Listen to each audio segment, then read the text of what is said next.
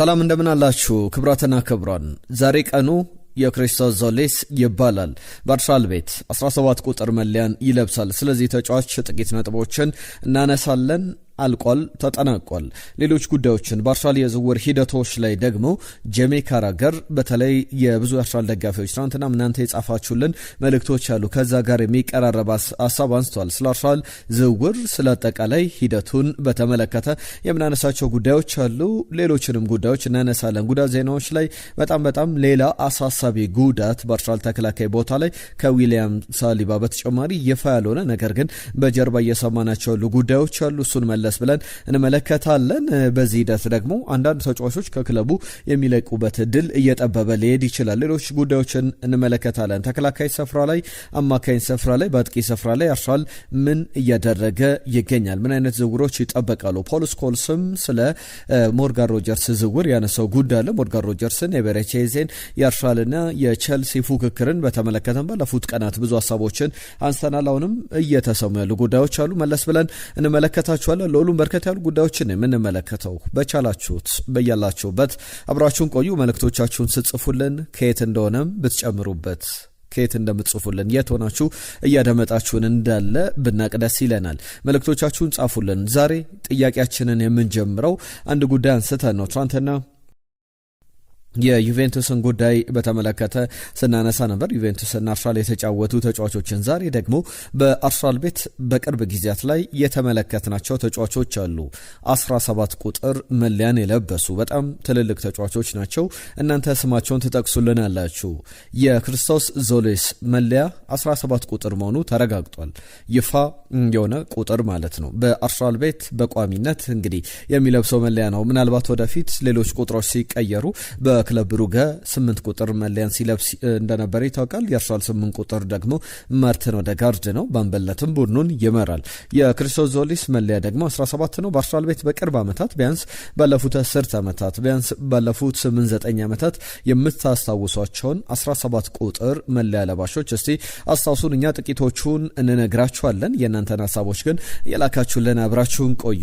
ይህንን ቪዲዮ ላይክ አድርጋችሁ ስለምትጀምሩ ከልብ እናመሰግናለን። አግዙን። የእናንተም ቻናል ነው። መልእክቶቻችሁን በመጻፍ ከኛ ጋር ቆይታችሁን አድርጉ። ስለ ዝውውር ጉዳዮች በስፋት እንመለከታለን። እናንተንም ሀሳቦች እናነሳለን ብለናል።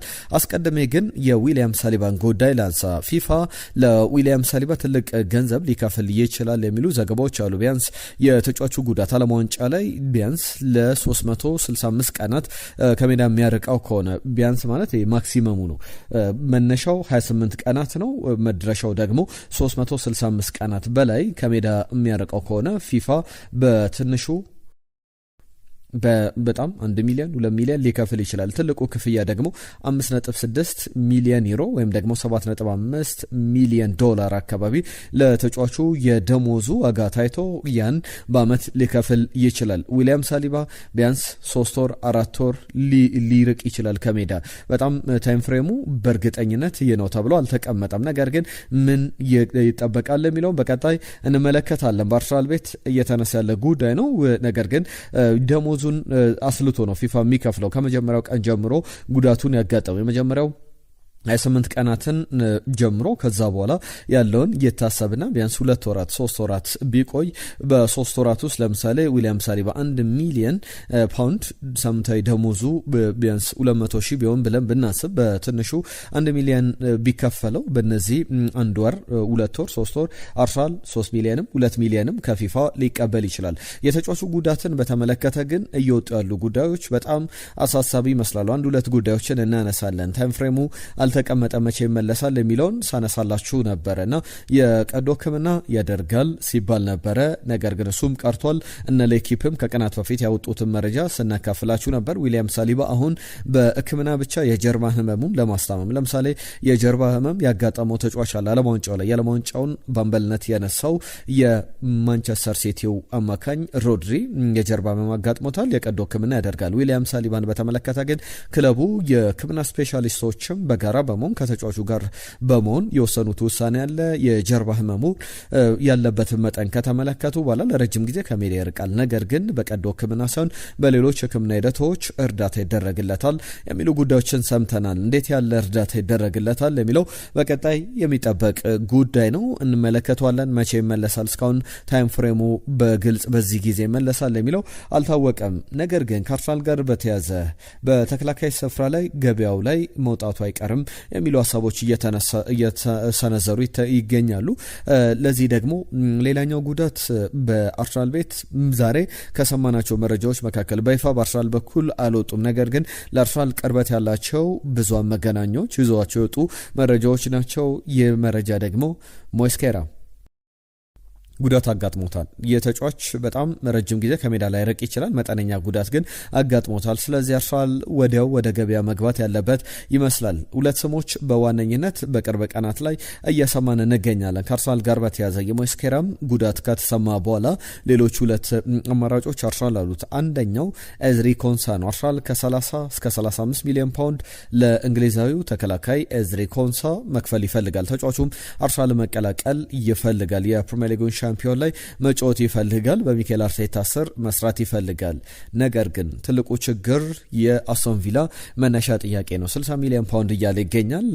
ባለፉት ቀናትም የ28 ዓመቱን ተጫዋች ለማስፈረም የአርሰናል ጥያቄና የአስቶን ቪላ ቫሉዌሽን ዋጋ ተመን 60 ሚሊዮን ፓውንድ እና 40 ሚሊዮን ፓውንድ አካባቢ 35 ሚሊዮን ፓውንድ፣ ስለዚህ 25 ሚሊዮን ፓውንድ ልዩነት አለና እናንተ ግን ኤዝሪ ኮንሳ 28 ዓመቱ መሆኑን ከግምት አስገብታችሁ በስንት ቢፈርም ትክክለኛ ዋጋ ነው ብላችሁ ታስባላችሁ? የጆን ስቶንስ ጉዳይ ይነሳል። 15 ሚሊዮን ፓውንድ ሊወጣበት የሚችል ሌላም ተከላካይ አርሰናል እያማተረ ይገኛል። ጆን ስቶንስ በነጻ ዝውውር ነው አርሰናልን ከተቀላቀለም የሚቀላቀለው። ነገር ግን ቼልሲ ሌላኛው ጠንካራ ፈላጊ ይሆናል። ሁለቱ ክለቦች በለንደን ተጫዋቹ ለማቆየት ፍላጎቶች አሏቸው።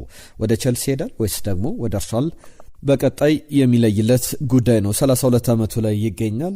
በፕሪሚየር ሊግ ልምድ አለው። ባለፉት 10 ዓመታት ብቻ በአሰልጣኝ ፔፕ ጋርዲዮላ ስር የፕሪሚየር ሊግን ዋንጫ ደግሞ ደጋግሞ ያሸነፈ ከሚኬል አርቴታ ጋርም በጋራ የሰራ ነው። ጥቂት ዓመታትን ሚኬል አርቴታ 2020 ላይ ወይም ከ6 ዓመታት በፊት ወደ አርሰናል ከመምጣቱ በፊት በ4 ዓመት 3 ዓመት ከግማሽ አካባቢ ከጆን ስቶንስ ጋር በጋራ ሰርቷል። ጆን ስቶንስን በደንብ የሚያውቀው በደንብ የሚግባባው ተጫዋች እንደሆነ ይታወቃል።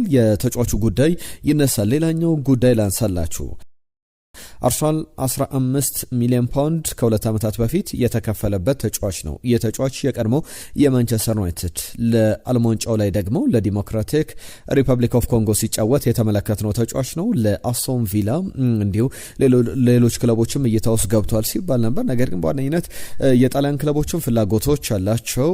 አርሰናል ተጫዋቹን ለማስፈረም ይፈልጋል ከዌስትሃም ከሊጉ ወርዷል። ነገር ግን በጣም ጥሩ ሽያጮችን እያከናወነ ይገኛል። ከነዚህ ዝውውሮች መካከል ለምሳሌ 85 ሚሊዮን ፓውንድ ያገኘበት የማቴዎስ ፈርናንዴዝ ዝውውር ይነሳል።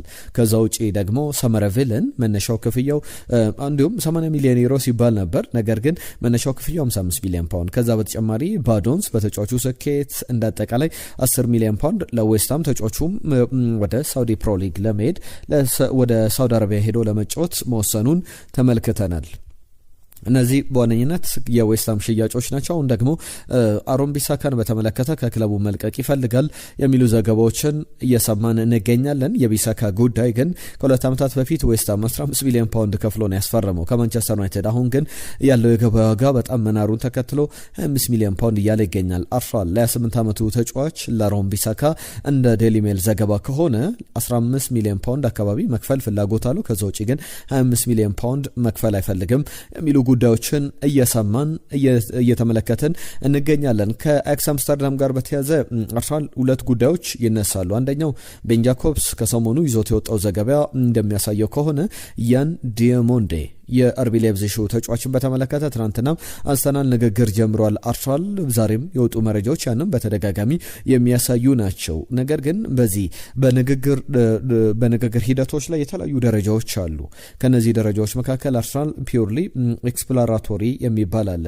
ነገሮችን ማብራራት ተመን ውስጥ አይገቡም። ተጫዋቹ ያለበትን ፍላጎት ወይም ሌሎች ነገሮች አይገቡም። መጀመሪያ አርሰናል ኤክስፕሎር ያደርጋል፣ ኤክስፕላንም ያደርጋል፣ ያብራራል ያለውንም አማራጭ ምንድነው በክለቡ በኩል ያለው ፍላጎት እንዲሁም ተጫዋቹ ይለቃል አይለቅም የሚለው በተጫዋቹ ወገን በተጫዋቹ ወኪሎች በኩል ያሉ ነገሮችን ያጣራል። ከክለቡ ጋር ይህንን ንግግር ስለማድረጉ የሚያሳዩ ዘገባዎችን ቤን ጃኮብስ ይዞ ወጥቷልና ነገር ግን ተጫዋቹ የ5 ዓመት ውል ለመፈረም ከፒኤስጂ ጋር በቃል ደረጃ ተስማምቷል። ፒኤስጂ ግን ለተጫዋቹ አርቢ ላይፕዚግ የሚያቀርበውን የ100 ሚሊዮን ፓውንድ በላይ ጥያቄ ይከፍላሉ የሚለው በጣም አሳሳቢ ነው። አንዳንድ ሰዎች የእናንተን ሐሳቦች ልታካፍሉን ትችላላችሁ።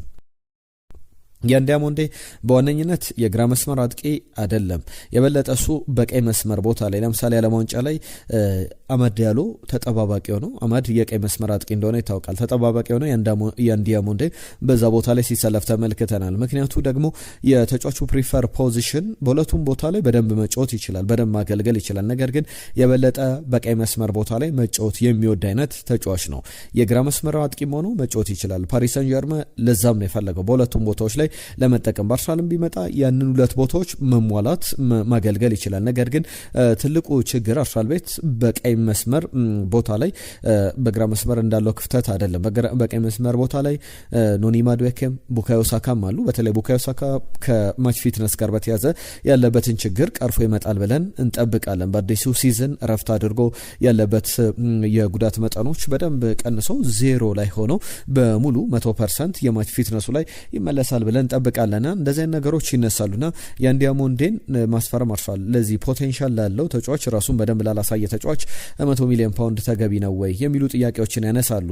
የእናንተንም ሐሳቦች አካፍሉን። ከዛ ውጪ ሚካ ጎድሰን የተመለከተ ጉዳይም 90 ሚኒትስ የተባለው ድረገጽ ላይ ተመለከትኩት መረጃ አለ። አርሰናል ለሚካ ጎድሰ ያቀረበው ጥያቄ የለም፣ ነገር ግን ተጫዋቹን እንደሚፈልግ የሚያሳዩ ዘገባዎች በተደጋጋሚ ተሰምቷል። አሁንም 90 ሚኒትስ የተባለው ድረገጽ ላይ ያንን ተመልክተናል። 21 ዓመቱ ላይ ይገኛል። በኤርዲቪዜ 32 ጨዋታዎችን አድርጎ በተጠናቀቀው የ2025-26 የውድድር ዘመን ላይ 29 ግቦችን አስቆጥሯል። የተጫዋች ጥሩ ፖቴንሻል አለው።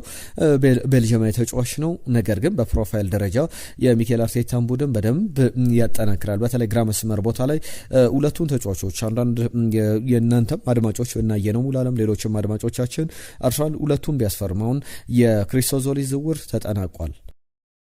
የሚካ ጎድሰንም ዝውውር የሚያጠናቀቅ ሆነ ሁለቱን እያፈራረቀ በደንብ እያፎካከረ መጠቀም ይችላል። ወጣት ተጫዋቾች ናቸው፣ ለረጅም ዓመታት አርሰናልን ያገለግላሉ የሚል እምነት ያላቸው ሰዎችም አሉ። ይህንንም በደንብ እየተመለከትን እንገኛለን። በመሃል አንዳንድ ጉዳዮችን እንመለከታለን። ዝውውር ጉዳዮች ላይ የምንቀጥላቸው ሀሳቦች ይኖራሉ።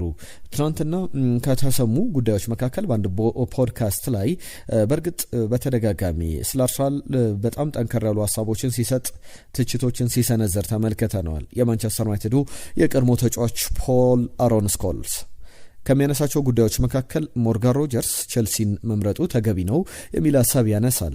ያንን ደግሞ ከኤበረቼዜ ጋር በማነጻጸር ነው። በእርግጥ ሁል ጊዜ ፖል ስኮልስ የሚያነሳቸውን ሀሳቦች በቁጥሮች በማስረጃዎች ለማጣጣል በጣም ቀላል ነው። አንዳንድ ጉዳዮችን ላንሳላችሁ። ፖል ስኮልስ ምንድን አለ ምን ተናገረ የሚለውን ላስቀድም። ስለ ሞርጋን ሮጀርስ ትክክለኛ ውሳኔ ነው ቼልሲን መምረጡ። ምክንያቱም በቼልሲ ከሄደ ብዙ ደቂቃዎችን ይጫወታል፣ ብዙ የመሳለፍ እድል ይኖረዋል። ለምሳሌ ኤበረቼዜን ተመልከቱ ይላል። ባርሳል ከክሪስታል ፓላስ ከፈረመ በኋላ ያን ያክል ብዙ ደቂቃዎችን በሜዳ ላይ እየተጫወተ አይደለም ብሎ ያነሳል። እየተጫወተ ነው እንዴ ብሎም ጥያቄ ይጠይቃል። ነገር ግን ይህን ጥያቄ ራሱ ነው መመለስ የነበረበት። ለምሳሌ ኤበረቼዜ የፕሪሚየር ሊግ አቬለብል የሆነው የፕሪሚየር ሊግ ጨዋታዎች 3 ጨዋታዎች ከተደረጉ በኋላ ነበር። ያም አንድ ክፍተት ነው ወይም ለሱ ብዙ አለመጫዎች እንደ ትልቅ ችግር ነው። በፕሪሲዝን ቢኖር የበለጠ ከቡድኑ ጋር ተዋህዶ መቀጠል የሚችልበት እድል ይኖር ነበር። 32 የፕሪሚየር ሊግ ጨዋታዎችን ግን ከዛ በኋላ 3 ጨዋታዎች ከመለጡት በኋላ 32 ጨዋታዎችን ተጫውተዋል። ያ ማለት 3 ጨዋታዎች ብቻ ነው የመለጡት ማለት ነው። እንዳጠቃላይ ከ38 ሳምንታት 3 ጨዋታዎች ገና ወደ አርሰናል በመጣ አቬለብል አልነበረም። 3ቱን ጨዋታዎች ደግሞ ጭራሽ ሚኬል አርቴታ በጉዳት ምክንያት ያልተጠቀመበት ጨዋታ ነው። አጠቃላይ በሁሉም ውድድሮች ላይ 52 ጨዋታዎችን አድርጓል። ወደ 3000 የሚጠጉ ደቂቃዎችን በሜዳ ላይ አሳልፏል። ኤበረቼዜ በታሪኩ በክሪስታል ፓላስ በኪዩፒአር እያለ እንደዚህ አይነት የጨዋታ ቁጥር ላይ ደርሶ አያውቅም። ብዙ ጨዋታዎች የተጫወተበት አመት ነውና ዘንድሮ ደግሞ ከሱ የተሻሉ ነገሮችን እንጠብቃለን። ነገር ግን የፖል አሮን ስኮልስ ሀሳብ ግን በዚህ ደረጃ ሊጣጣል የሚችል እንደሆነ ማንሳት ይቻላል። ዴሊ ሜል ይዟቸው የወጡ ዘገባዎች አሉ። አርሰናል ብራድሊ ባርኮላን በተለይ ድራይቨር ሲቱ ላይ የተቀመጠው በዚህ ዝውውር ላይ ሊቨርፑል ነው። ነገር ግን ብራድሊ ባርኮላን ለማስፈረም እይታ ውስጥ ነው። እነዚህ አማካዮች በዋነኝነት የሚጠቀሱ ናቸው ይላል። ፓሪስ ሰን ጀርመን ሊያስፈርም የሚፈልገው ተጫዋች አለ ፌራን ቶሬስ። የፕሪሚየር ሊግ ልምድ ያለው በማንቸስተር ሲቲ የተመለከት ነው። ባርሰሎናም ሊሸጠው የሚፈልገው ተጫዋች ነው። አርሰናል የዚህም ተጫዋች ላይ ፍላጎት አለ የሚል ዘገባን ይዞ ወጥቷል። ኒኮ ዊሊያምስ ሌላኛው ተጫዋች ነው። ፋይናንሻል ኢሹዎች ሴንስ ከሰጡ ወይም የሚቀርቡ ዋጋ ተመኖች ሁለቱን ክለቦች የሚያስማሙ ከሆነ ኒኮ ዊሊያምስ የበለጠ ከነዚህ ተጫዋቾች ወደ አርሰናል የመቀላቀል ሰፊ እድል አለው የሚሉ ዘገባዎች አሉ። ኤላይ ጁኒየር ክሩፒ ሃይሊ ሬትድ የሚባል ወጣት ተጫዋች ነው። 85 ሚሊዮን ፓውንድ ቦርመዝ ክፈሉኝ እያለ ያለ ተጫዋች ነው። በእርግጥ አሁን ገበያው ላይ ኤላይ ጁኒየር ክሩፒ ለማስፈረም ፈረንሳይን ተጫዋች ለማስፈረም የበለጠ እድል ያለው አርሰናል ይመስላል። ሌሎች ክለቦች ከዚህ ዝውውር ራሳቸውን እያገለሉ ገለል እያሉ ይገኛሉና እነዚህ የሚነሱ ናቸው። ከተከላካይ ስፍራ ጋር በተያያዘ ጆን ስቶንስን የቢሳካን ጉዳይ አንስተናል። ሌላኛው ዛሬ ከተሰሙ ጉዳዮች መካከል በእርግጥ ማክሰንስ ሎክራን አርሰናል እንደሚፈልግ ይነገር ነበረ። የሎክራ ጉዳይ በዋነኝነት ቼልሲ ነገሩን እየመራ ይገኛል። እስከ 60 ሚሊዮን ፓውንድ ከፍለው ሊያስፈርሙ ይችላል የሚሉ ዘገባዎች አሉ። ከአርሰናል ጋር በተያያዘ ግን ራውል አሴንሲዮ ከተቻለ በውሰቱል ከሪያል ማድሪድ ካልሆነም አነስ ባለ ክፍያ በጣም ወሳኝ ሚና ሊኖረው ይችላል። ጥሩ አቅም ያለው ተጫዋች ነው። ነገር ግን በአሰልጣኝ ጆዜ ሞሪኖ ገና እንደመጡ በክለቡ እንደማይፈለግ ከተነገራቸው ተጫዋቾች መካከል አንዱ ነው የሚሉ ዘገባዎችን ተመልክተናል። ሌላኛው የአትሌቲኮ ማድሪድ ፍላጎት ነው። ጋብሪኤል ማርቲኔሊን ብራዚላዊውን ተጫዋች ለማስፈረም የዲየጎ ሲሞኒ ቡድን በደንብ ይፈልገዋል። በአርሰናል ቤት ምናልባት አሁን ካሉ ዊንገሮች መካከል ቡካዮ ሳካና ጋብሪኤል ማርቲኔሊ ማጥቃቱንም መከላከሉንም እንደ ፉልባክ ማጠናከር የሚችሉ አጥቂዎች ናቸው። ሲከላከሉ የፉልባክ ሌቭል ያላቸው በጣም ጥራት ያላቸው ተጫዋቾች እንደሆኑ ይታወቃል።